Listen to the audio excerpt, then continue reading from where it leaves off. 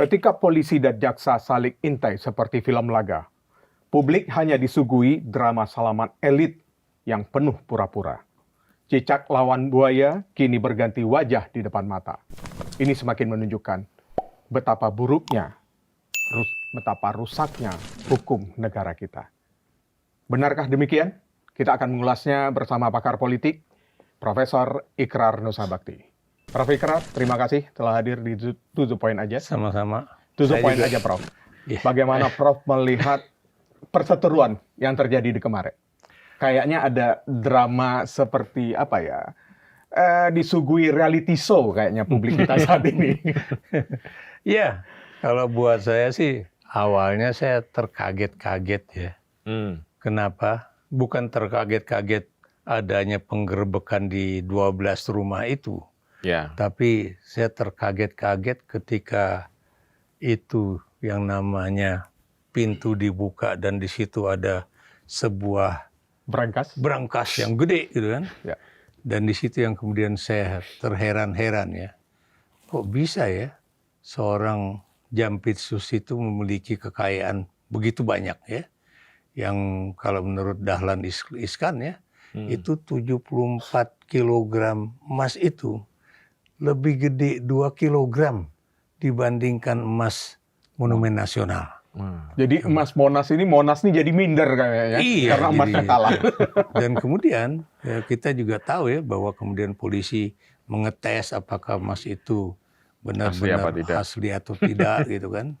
Berapa kadarnya dan sebagainya. Dan yang lebih gila lagi ketika kemudian kita disuguhi bahwa uang dalam bentuk yang US dollar ataupun Singapore dollar itu ya banyak banget gitu kan. Banyak banget ya. Saya sebenarnya ada sih datanya tapi yang jelas gini aja deh. 14 juta Singapore dollar kalau nggak salah ya. Ya. Dan kemudian juga 4 juta US dollar ya. Dan belum lagi yang lain-lain ya. Dan itu jumlahnya itu kalau nggak salah sekitar 700 sekian miliar ya. Itu belum termasuk yang ada di dalam money changer ya. Money changer atau kemudian tempat-tempat yang lain ya.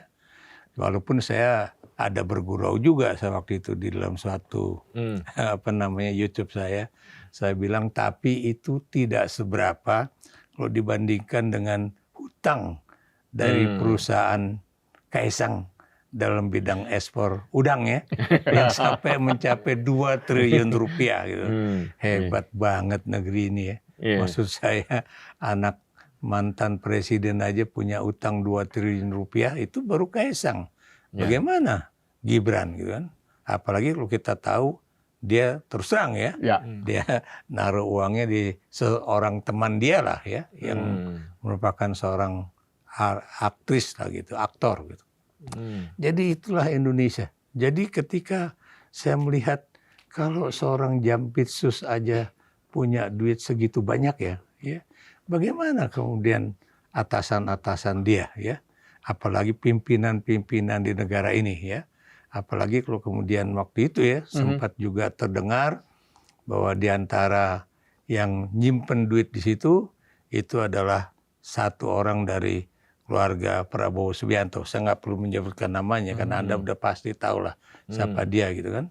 Yang tadinya juga didekati oleh Jampitsu Febri Ardiansah itu supaya bisa mendongkrak dia lah agar dia bisa menjadi Jaksa Agung. Ya, ini. Jadi begini, Bung ya, saya ngomong terus terang aja. Kalau Anda pengen tahu siapa orang yang akan bisa menjegal Anda, itu adalah teman-teman Anda sendiri. Apalagi orang yang kemudian memiliki suatu posisi yang suatu saat bisa bersaing untuk meraih jabatan di kejaksaan. Jadi saya melihatnya seperti itu. Makanya tidak heran kemudian kalau seorang itu punya rahasia dan rahasia itu diketahui oleh teman-temannya sendiri, ya begitulah pasti akan terbongkar. Ini artinya berbalik dengan apa yang selama ini kita selalu menganggap satu musuh terlalu banyak, 1000 kawan terlalu sedikit. Oh ya, ya. Jadi buat saya ya, Anda mau punya teman berapapun ya, dan ini saya tanggapi dulu ya kalimat Anda itu. Ini juga yang akan mengapa saya tidak setuju kalau ini nanti diselesaikan oleh Kejaksaan Agung. Kenapa? Karena Febri ini punya anak buah yang di Kejaksaan Agung. Bagaimana kemudian mereka akan memeriksa mantan bosnya gitu kan? Dan kemudian bagaimana kalau kemudian Kejaksaan benar-benar akan melakukan satu penyidikan dalam kasus ini ya?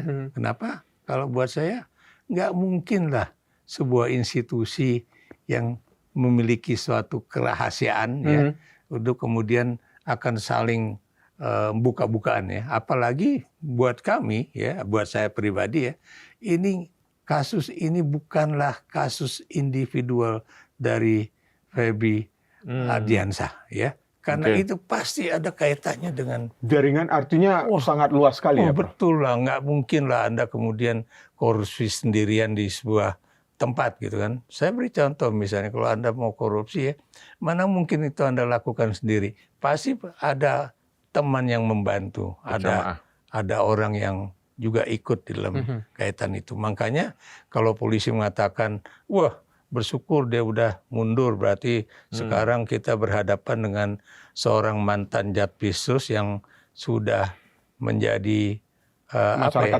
masyarakat sipil. Buat saya nggak bisa. Ini kalau dibongkar semua, saya yakin jaringannya kemana-mana. Ya. Artinya dengan nilai yang fantastis itu sudah menggurita. Iya. Walaupun kita juga tahu ya, jumlah segitu itu baru yang dalam bentuk bisa dilihat dengan mata telanjang, ya. Ya saya beri contoh misalnya emas batangan, dolar Singapura, dolar Amerika Serikat, ya.